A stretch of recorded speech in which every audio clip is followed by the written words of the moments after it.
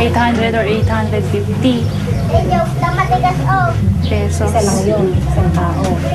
Isang buwan. Kasi kailangan pa ng pamasahe. Pagkain mo pa. 600 sa 4 week. 4 na linggo yung isang buwan eh. 2-4. Isang buwan yun. Oo, tas 850 sa dorm. 3,000. 3,000 a month. Kaya natin.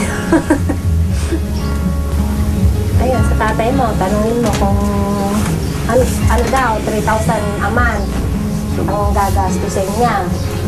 Isang buwan lang yun. Hanggang sa mangungutang na lang tayo ng panggamit muna pag wala sa hanap buhay. Sa kabilang bahay, kausap din ni Camille ang kanyang nanay at tatay. Yung scholarship na yung binigay sa akin ng school, yung 6,000, yung bawas niya. Ang kailangan daw na down payment, 1,500. Yun, tungkol naman sa halimbawa, mag-dorm ka, kaya boarding house. 850 Ano a yan? month. Bed space. Habang nag-uusap, padagdag ng padagdag ang gastusin. Yung pasahe mula sa school Dorm, pa. lalakarin na lang. Ganun makalayo. Walking distance lang daw. Uniform. 440. Ganun, yung mga libre. Alam ko kasi ang libro sa private, yun nga mahal. Mas mahal kaysa sa public. Isang tingin lang sa mukha ni Camille, alam mo na kung gaano kasakit ang katotohanang unti-unting inilalatag ng kanyang mga magulang.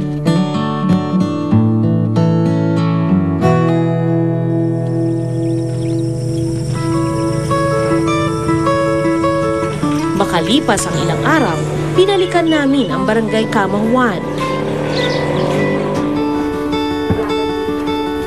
Nag-e-empake na si Arlene para sa nalalapit na pagtira sa isang dormitoryo sa Cabanatuan City.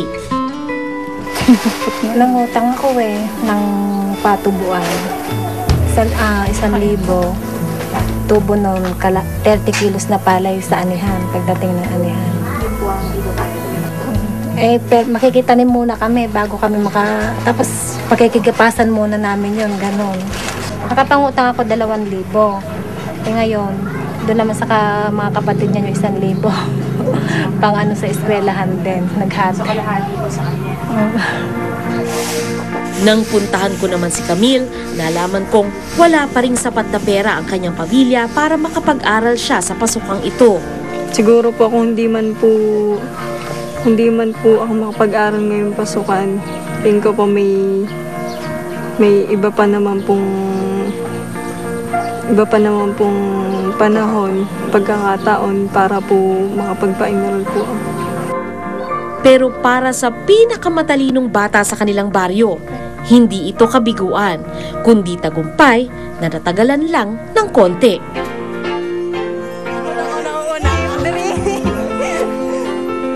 Muling nagkita-kita sina Camille, Arlene, Jeric, Mary at Jessica para namnamin ang mga huling araw ng bakasyon.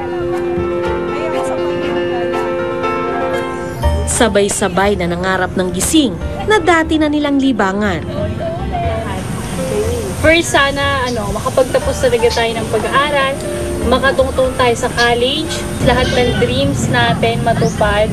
Tapos sana best friend forever. Tayong lahat, yun talagang huwag tayong mawawala ng pag-asa. Sana maging successful tayo.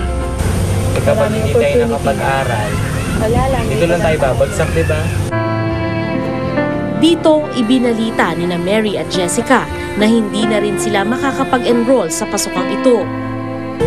Pilit na nilabanan ng luha, pero sadyang mabigat para sa mga batang ito ang hindi natupad na pangarap na sabay-sabay mag-aral sa kolehiyo.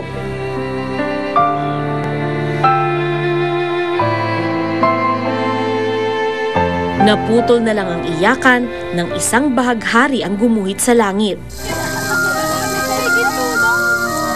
Tila ba nagpapaalalang pwede pa rin namang tumanaw sa pangarap na lampas sa abot ng iyong paningin at magniningning bilang kubling yaman ng Kamang 1. Magandang gabi po, ako si Sandra Aguinaldo at ito ang Eyewitness.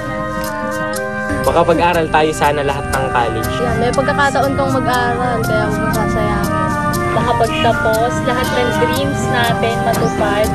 And syempre, yung huwag tayong magkakalimutan. Yung habang buhay, we're still friends together. Hindi tayo makakalimot sa taas. Wish you all the best.